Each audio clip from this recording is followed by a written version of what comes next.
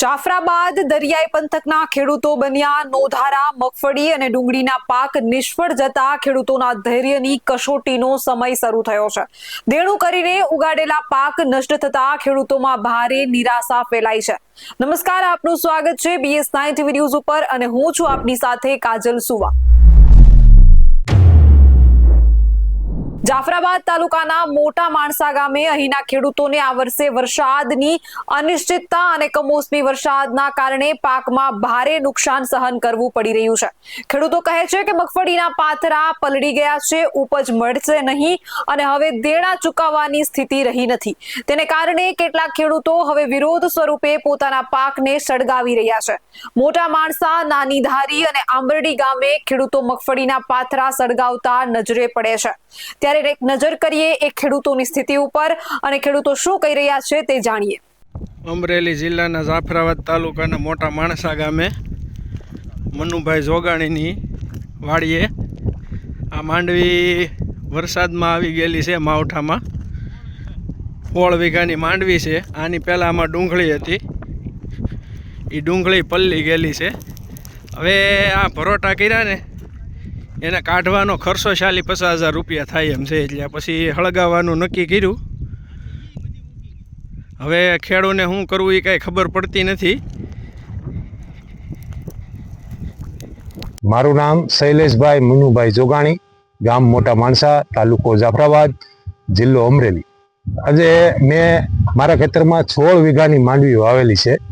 એમાં મેં 1.5 થી 2 લાખ રૂપિયાનો ખર્ચો કરેલ છે અને જે પાક મારે સંપૂર્ણપણે આજે વરસાદથી નુકસાન થયેલ છે, તો એના માટે મારે આ અત્યારે પાથરા મેં હળગાવેલા છે, પણ એ હળગતા નથી અને એના માટે જે કાઢવાનો ખર્ચો મારે અલગથી થાય એમ છે।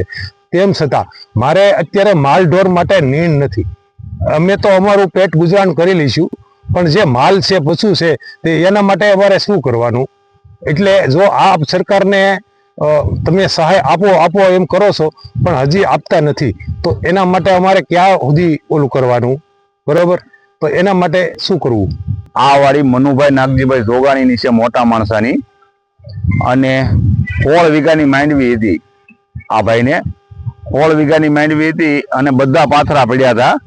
ટોટલ પાથરા અમારા મોટા માણસા કે જાફરાબાદ તાલુકાની ઓછામાં ઓછો 10 થી 12 ઇંચ વરસાદ પડેલો હોય, તેથી 16 વીઘાના પાથરા સંપૂર્ણપણે હળી ગયેલ હોય। કાલે આ ભાઈ આ ખેડૂએ બકરા ને ભેહું ગાવું બધું ધન ને એવું લાવ્યા હતા, એને કાંઈ ન ખાધું। આજે એ લોકો હળગાવવા આવ્યા તો અંદરથી બધું ગારા જેવું છે, હળગતું નથી, તો હળગાવ્યા છે પાથરા, બરોબર। એટલે આ ખેડૂને લાખો રૂપિયાનું નુકસાન છે। આ ભાઈને નુકસાન તો છે જ, પ્લસ એની ઘરે માલ ઢોર હોય એના માટે પશુનો સારો 1 પણ રૂપિયાનો સારો એની પાસે એક જરીકે નથી રહ્યો, બધો પલળી ગયો છે। તો સરકાર આજકાલ પેકેજનું જાહેર કરવાનું કહે છે, દેવા માફીનું કહે છે, તો આ સંપૂર્ણ દેવા માફી કરવી જોઈએ સરકારને, તો જ આ ખેડૂતનો ઉદ્ધાર થાય એમ છે। ને ખેડૂતને આત્મહત્યા કરવા સિવાયનો કોઈ બીજો રસ્તો જ નથી। હવે આ 16 વીઘાની જમીનમાંથી 1 રૂપિયાનું ઉત્પાદન ખેડૂતને ન હોય તો આને સણ્યા વાવવા ગમે બીજો ઉત્પાદન હેનો વાવવું? હવે આ ભાઈને ખેતી હમી કરવામાં 20-25 હજાર રૂપિયા જોઈએ, 50 હજાર રૂપિયાનું બિયારણ જોઈએ, 25 હજારનું ખાતર જોઈએ, આ ક્યાંથી લાવવું? તેથી આ મારી એવી નમ્ર અરજ છે કે સરકાર સંપૂર્ણ દેવા માફી કરે જેમ બને વહેલા, તો ખેડૂત આમાંથી ઉજરે, એની સિવાય કોઈ રસ્તો નથી ખેડૂત પાસે। કેટલાક સ્થળોએ તો ટ્રેક્ટર ફેરવી પાક નષ્ટ કરવાના દ્રશ્યો પણ સામે આવ્યા છે। ડુંગળીના ખેતરોમાં પશુઓને ખુલ્લા મૂકવાની સ્થિતિ પણ સર્જાઈ છે। ગામમાં મોટા ભાગના ખેડૂતો આ મુશ્કેલીમાં છે। ખેતરમાં ભારે કમોસમી વરસાદના કારણે મગફળી અને ડુંગળી બંને પાક બગડ્યા છે। સરકાર તાત્કાલિક રાહત જાહેર કરે તેવી માંગણી ગામ લોકો કરી રહ્યા છે।